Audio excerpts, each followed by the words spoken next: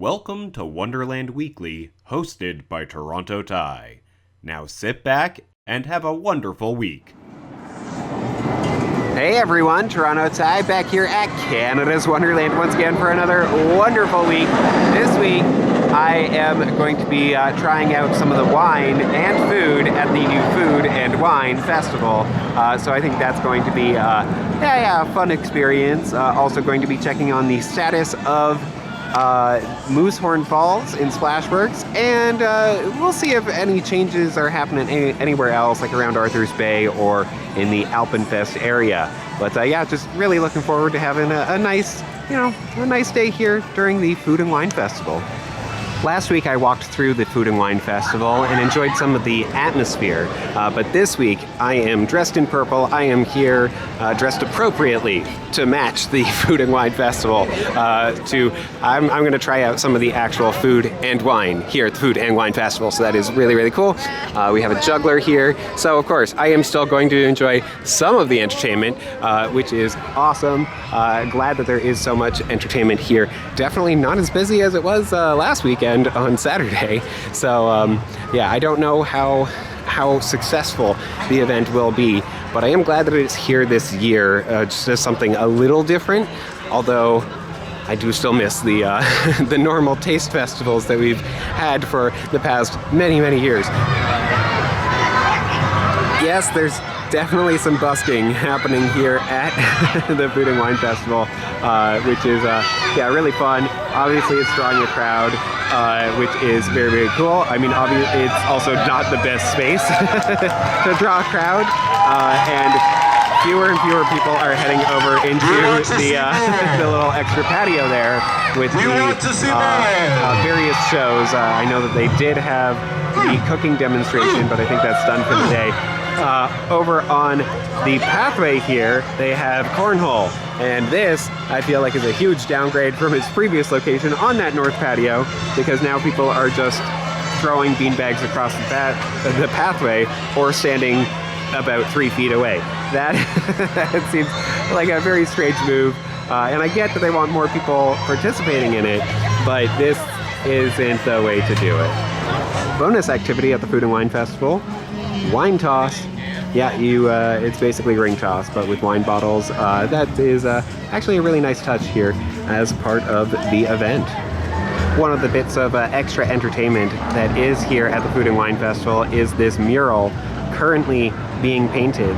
That is awesome, and it does have this large wine bottle on it, which has a label reading CW 1981, which is of course referencing the year that Canada's Wonderland opened. That is really, really cool, and I hope I get to see the final product somewhere, because yeah, I mean, it looks really, really nice.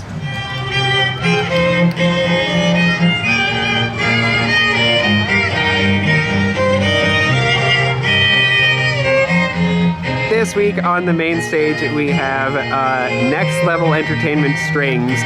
We do not have the dueling pianos this weekend, unfortunately, and I don't believe they are scheduled to be here for next weekend either. Really hope that the dueling pianos comes back, but Next Level Entertainment Strings is doing a fantastic job of filling that somewhat classy, fancy atmosphere that is required for this Food and Wine Festival. So that is really, really great to see. Yeah, just a different group here this week. Last week I was primarily focused on the atmosphere of the Food and Wine Festival, but this week I actually wanted to taste some of the food and wine here at the event. So here are my 4 different wines. I got all red wines because I'm not a huge fan of white wine in general. But yeah, so I did get the guided tour from a sommelier, and Roland did a fantastic job of going through each wine, its origin, what sort of notes and flavors I should be paying attention to with each of those. So that was really, really cool to get that kind of experience. He did a fantastic job, and yeah, just really, really glad to get to try a few different types of wine and have a better idea of what sort of things I should maybe be looking for when I am purchasing wine in the future. To accompany my wine tastings, I decided to get the baker's basket, which comes with 2 of a few different options. So you have the onion spirals there at the back, which is definitely something I mean, I wouldn't normally buy it, but because here at the park I decided to try it, and it's quite good. Then you have zucchini bread. I think that goes kind of without explanation. And then right up here at the front, I apologize for my pronunciation, the gougères. Anyway, very, very tasty with that as well. So, and it is a nice pairing to the wines here. So that is very, very, this is just really fun, and I'm glad that I have the opportunity to try so many different dishes because of the park. Well, it's time for the weekly look at Moosehorn Falls, and not much visible progress, but if you look closely right over this fence here, you can see that the park has actually made it over the final hump, and that is, of course, the literal final hump of the slide heading into the splash pool. So, yeah, that portion is done. There are still a few slide pieces that are missing from the top there, and you can actually see, I think pretty much all of them over around here behind this storage container, as well as right there, that appears to be the tube conveyor for getting the tubes back up to the top of the platform. And so yes, I believe they will be put into the conveyor right around here, and then head up that conveyor up to the top of the slide. Very, very cool that there is still some progress, even though it's not, again, it's not the visible progress that we all get really excited seeing, but it is still excellent progress, and I am really, really hoping that this slide opens soon. I'm just going to say soon at this point. The park's website has actually been updated to, it no longer says June 2024, it says summer 2024, which, I mean, that could still be in June. It's not very likely, but it could be. On the Splashworks bridge, closest to Mindbuster's turnaround, you can actually see right back here, I believe those are the only remaining pieces of the slide structure. So once those have been put in place, then Moosehorn Falls can be said to be fully assembled, even though it will not be finished yet. That still requires some plumbing and all that kind of stuff. But those, I believe, are the only remaining pieces yet to be installed for the actual slide structure. I'm about to hop on Mindbuster, but before I do, from the queue, you can actually get a look at Behemoth. Of course, Behemoth, always Behemoth. But, no, right here, this is I'm presuming that this is the new pump room for Moosehorn Falls. So it is now a full structure, and it has a roof. That is excellent to see that, and lots of piping right around here, ready to be installed. That is excellent to see that kind of progress there, and hopefully Moosehorn Falls will be open very, very soon. I am just very, very excited for that slide, and great to see this kind of progress on some of the behind-the-scenes stuff. Getting this little side look at Moosehorn Falls. You can see that bump right there heading into the final pool. So that is very, very cool that they have finished that part.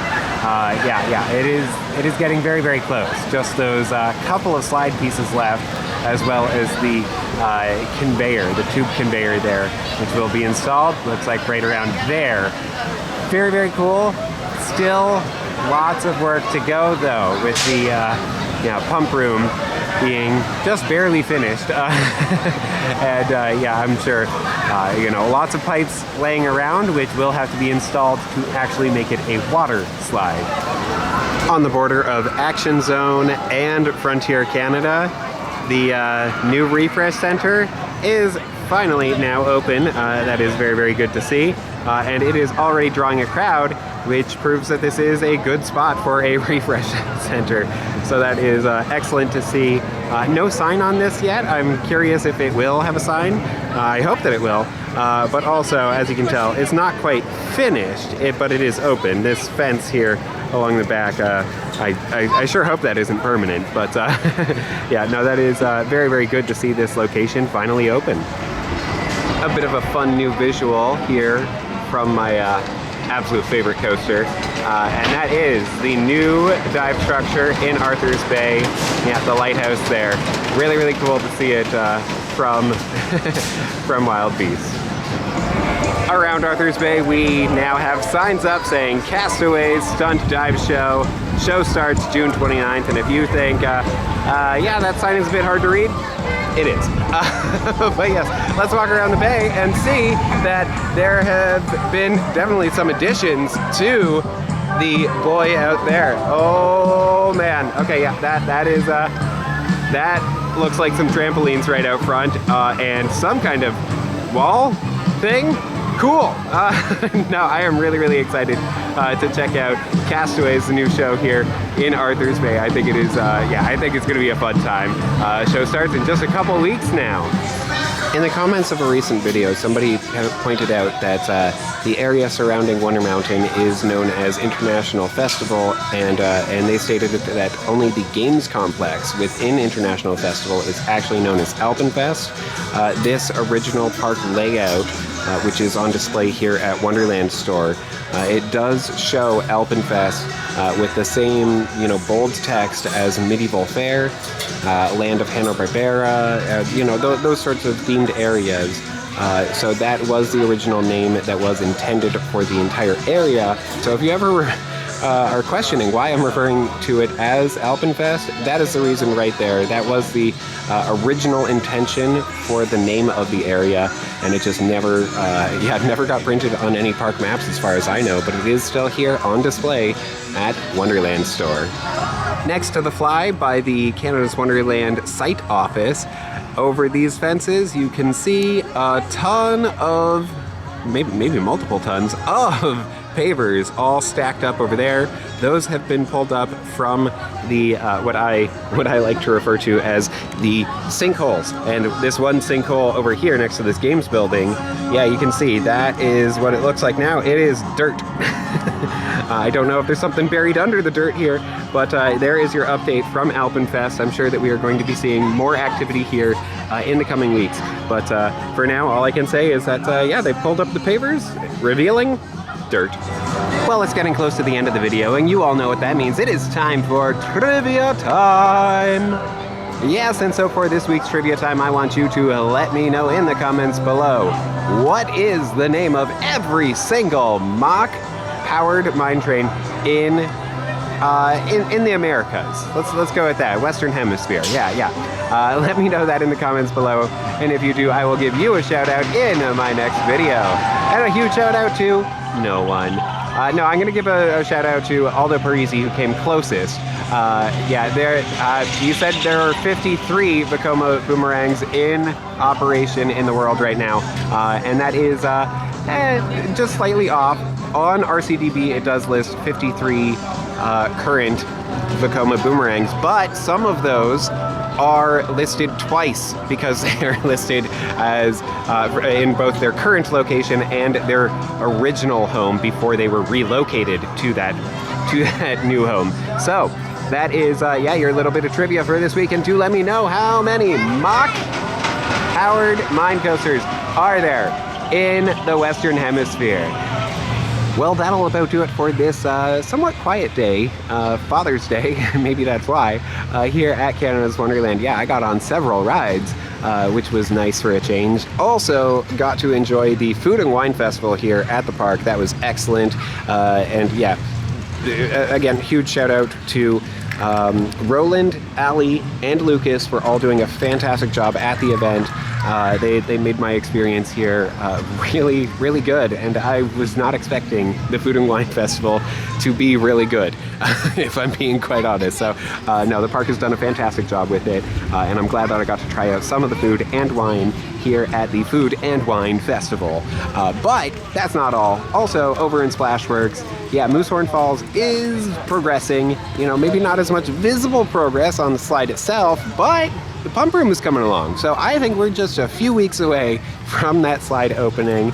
I don't think it's going to make it for Canada Day, but I mean, we'll see. The park can work some miracles, right?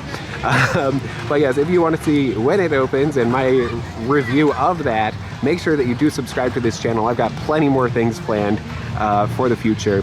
And I think that'll about do it. So until next time, as always, have a good one. If you like this video, you can now buy me a hot chocolate at buymeacoffee.com. I also love hearing your thoughts, so feel free to leave a comment. Thanks so much for your continued support, and be sure to subscribe for more wonderful videos.